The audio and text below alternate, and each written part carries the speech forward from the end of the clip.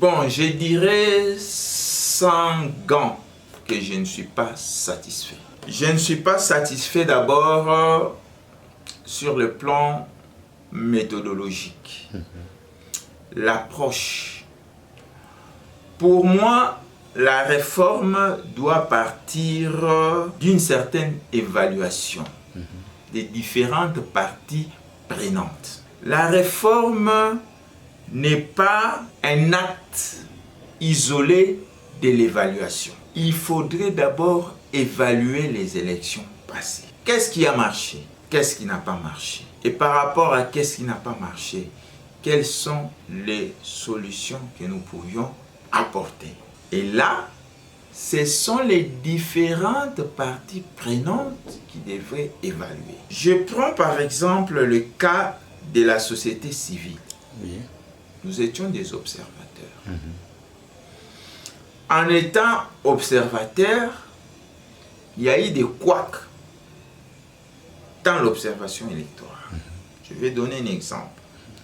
Par exemple, un observateur ne peut pas avoir un PV. La loi ne lui accorde pas ça. Mais nous avions vu des observateurs ramener des PV à leurs organes. Cela veut dire que nous sommes allés outre la loi. Si nous nous disons état des droits, acceptons d'abord de respecter la loi. Je commence par les observateurs parce que je suis moi-même société civile. Est-ce qu'on a pris du temps à évaluer cela? Pendant nos observations, nous avions constaté beaucoup de choses. Alors, toutes ces questions n'ont pas été examinées. Ce n'est pas un secret de polichinelle. On reproche à la CENI certaines choses. Bravo. Mais la CENI ne prononce que des résultats provisoires. Les résultats définitifs, c'est au niveau de la justice, le pouvoir judiciaire.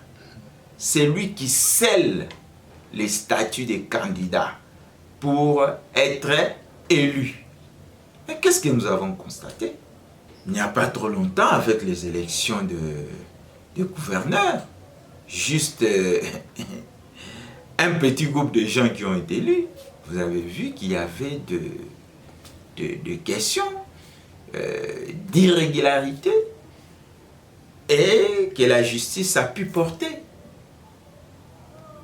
Vous voyez? Mais on n'a pas évalué le pouvoir judiciaire par rapport aux questions électorales, par rapport aux contentieux électoraux. Les dispositions qui se retrouvent dans la loi électorale n'ont pas été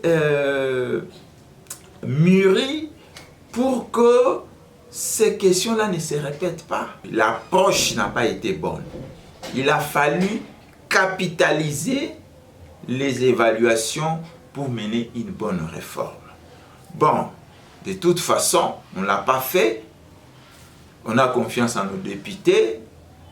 Ils ont élaboré un texte. Mais là aussi, il y a un problème. Je suis arrivé à la conclusion qu'il y a un conflit d'intérêts. Pourquoi je dis un conflit d'intérêts? Parce que les mêmes députés sont des potentiels candidats aux élections prochaines. Alors, ils taillent la loi à leur mesure. Il y a des cas patents. C'est comme par exemple la question des suppléants.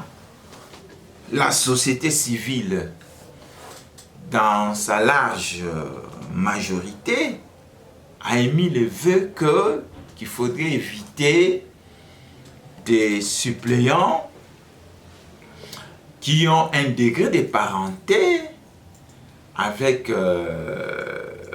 les candidats. Mais vous avez vu comment les députés ont boutiqué cette question. C'est une preuve qu'il y a un conflit d'intérêts Parce que c'est eux qui votent. Ce n'est pas nous, la société civile, qui votons. Parce que c'est eux qui seront des potentiels candidats. Ils font des calculs par rapport aux élections futures. C'est dramatique. On ne construit pas comme ça. Les questions des cadeaux, ça frise la corruption. La corruption, dans la période électorale, est visible. Tout ce temps, c'est la calmie. C'est pendant la campagne qu'on ramène ceci, qu'on ramène cela, on fait des dons à X église, à Y pasteur pour avoir des potentiels électeurs en sa faveur. Vous allez remarquer que ça aussi c'est un conflit d'intérêts. Ils se disent que si nous ne faisons pas ça, connaissant la pauvreté, notre pauvreté, nous ne gagnerons pas le pari. Alors il faudrait qu'il y ait la boisson, il faudrait qu'il y ait des 1000 francs, des 5000 francs pour attirer l'électorat. C'est là où la société civile a encore un grand travail à faire dans la sensibilisation.